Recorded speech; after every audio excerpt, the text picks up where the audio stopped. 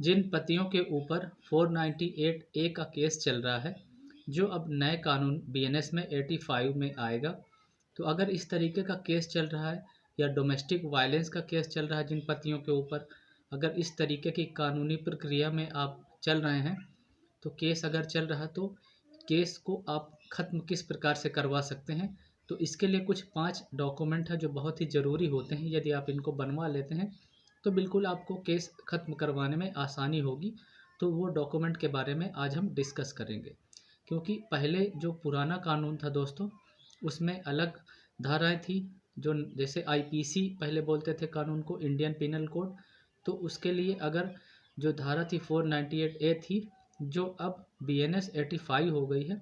तो इस तरीके के जैसे डाइवोर्स से रिलेटेड मामले हैं, कोई भी डोमेस्टिक वायलेंस है, पति पति के बीच में लड़ाई रहती है, तो इस तरह के मामले जो हैं अगर केस चल रहे हैं पतियों के ऊपर, तो उसको किस प्रकार से ख़त्म करवा सकते हैं, आज इस बारे में हम बात करेंगे। क्योंकि दोस्तों क्या होता है कि अगर किसी भी मामले में एफआईआर हो जाती है 498 ए या डोमेस्टिक वायलेंस के मामले में, तो क्या होता है, पुलिस आपके पास आती है जब एफआईआर होती है, आस पास आपके आसपास के लोगों के साथ पूछताछ करती है आपके मामले के बारे में। तो लोगों को पता चल जाता है कि आपके घर में इस तरीके का डिस्प्यूट चल रहा है, और पहले से भी लड़ाई झगड़े होते हैं तो भी पता चल जाता है। लेकिन अगर अंदर ही चल रहा है और इस तरह के मामले हो रहे हैं, फिर एफआईआर होती है तो पुलिस आती है, तो समाज में थोड़ा सा ऐसा बातें होती हैं, तो आपको टेंशन होती है। तो इसको किस प्रकार से आप इस केस को समाप्त करवा सकते हैं या आसानी होगी आपको, तो वो 5 ऐसे कौन से डॉक्यूमेंट हैं, आज इस बारे में हम डिस्कस करेंगे। लेकिन वीडियो को स्किप मत कीजिए दोस्तों, कंप्लीट वीडियो देखिए, तभी आपको इन्फॉर्मेशन हो पाएगी कि वो कौन से डॉक्यूमेंट होते हैं जिनको बनवा लेने से आप केस को ख़त्म करवा सकते हैं। तो आज इस बारे में हम डिस्कस करेंगे, लेकिन वीडियो में अंत तक बने रहिए, स्किप मत कीजिए। तो चलिए दोस्तों, मैं एडवोकेट विनोद सिंह, अरू लीगल एकेडमी में आपका बहुत बहुत स्वागत है। तो आज हम इस बारे में बात करते हैं। जैसे 498 ए डोमेस्टिक वायलेंस का केस चल रहा है, तो इसमें क्या करना होता है आपको कि इस तरीके के मामले को डील करने के लिए कोर्ट में पति जो है, जो पहला डॉक्यूमेंट ये है कि जो सबूत होता है कि हस्बैंड को क्या करना होता है कि जो हस्बैंड ने अपने पत्नी के लिए जो भी चीज़ें की है, उसके साथ जो अच्छा व्यवहार किया है, या जो भी चीज़ें उसको उपलब्ध कराई हैं, कुछ चीज़ें डॉक्यूमेंट भी होती हैं, जैसे उसको कुछ चीज़ें दिलवाना या कहीं भी उसके साथ जो अच्छाई आपने की है, तो वो सबूत के डॉक्यूमेंट्स आप अपने पास रखें। वो सबूत के तौर पर आपको कोर्ट में लगाना है। तो जब वो डॉक्यूमेंट आप लगाते हैं, तो कोर्ट में ये बात पता चलती है कि आपके जब रिलेशन थे, आप साथ में रहते थे, तो क्या था कि आप पूरी तरीके से ईमानदारी से आप रहते थे और अपने वाइफ का सपोर्ट भी करते थे। और ये सबूत ही होते हैं, जो एविडेंस होते हैं यही गवाही होते हैं। क्योंकि कहने से कोर्ट में मान्यता नहीं होती, जो एविडेंस होता है एविडेंस की मान्यता होती है। तो ये सबूत आपको कोर्ट में दिखाने हैं और देने हैं।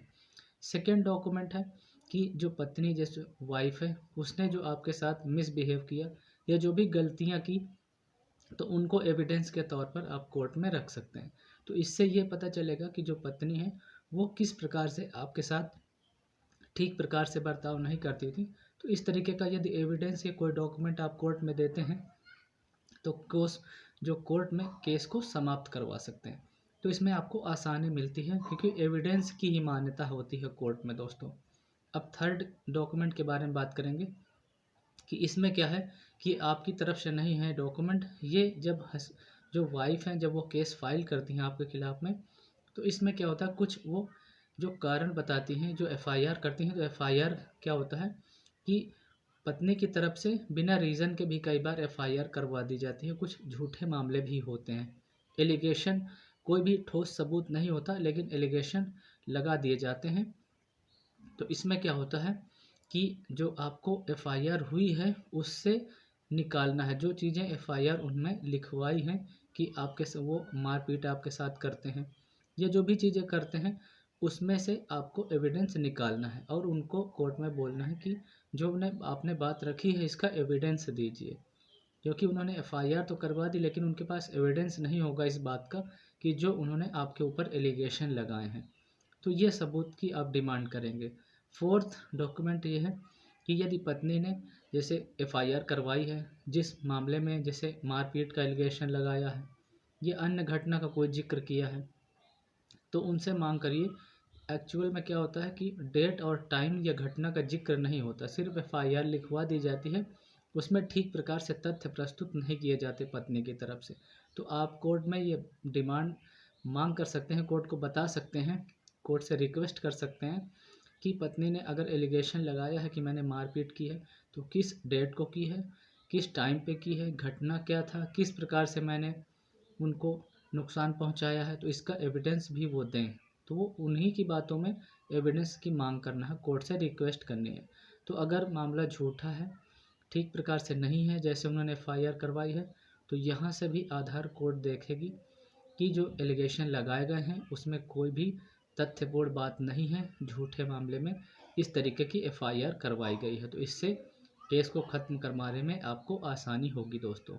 फिफ्थ डॉक्यूमेंट ये है कि जैसे मारपीट की गई है, पत्नी ने एलिगेशन लगाया कि मेरे साथ मारपीट की गई है या जान से मारने की धमकी दी गई है या अन्य तरीके से धमकाया गया है, आप टॉर्चर किया गया है, इस तरीके की उन्होंने एलिगेशन लगाया है, एफआईआर में ये चीज़ दर्शाई है। तो कई बार क्या होता है कि वो क्या करती हैं कि बहुत समय बाद एफआईआर करवाती हैं। तो उसमें कोर्ट को रिक्वेस्ट करनी है, कोर्ट में ये बात बोलनी है कि जब इनके साथ घटना हुई थी उन्होंने 1 महीने के अंदर एफआईआर क्यों नहीं करवाई है। क्योंकि क्या होता है कि मामला बहुत पुराना बताया जाता है कि 1 साल पहले हुई थी या 6 महीने पहले हुई थी, या अगर वो ये बोल रही कि अभी हुई है तो उसका एविडेंस दिखाना होगा। यदि नहीं, अगर झूठ है, फर्जी एलिगेशन लगाया है, तो खुद ही सबूत उनके पास नहीं होगा। तो कोर्ट को ये बताइए कि जब 30 डेज़ हो गए तो इन्होंने एफआईआर क्यों नहीं किया था मेरे खिलाफ़ में। तो इस बारे में सुप्रीम कोर्ट के जजमेंट्स भी हैं कि अगर कोई इस तरीके का एलिगेशन 498A जैसे मामले में लगाता है तो 30 डेज़ के अंदर एफआईआर करवानी होती है।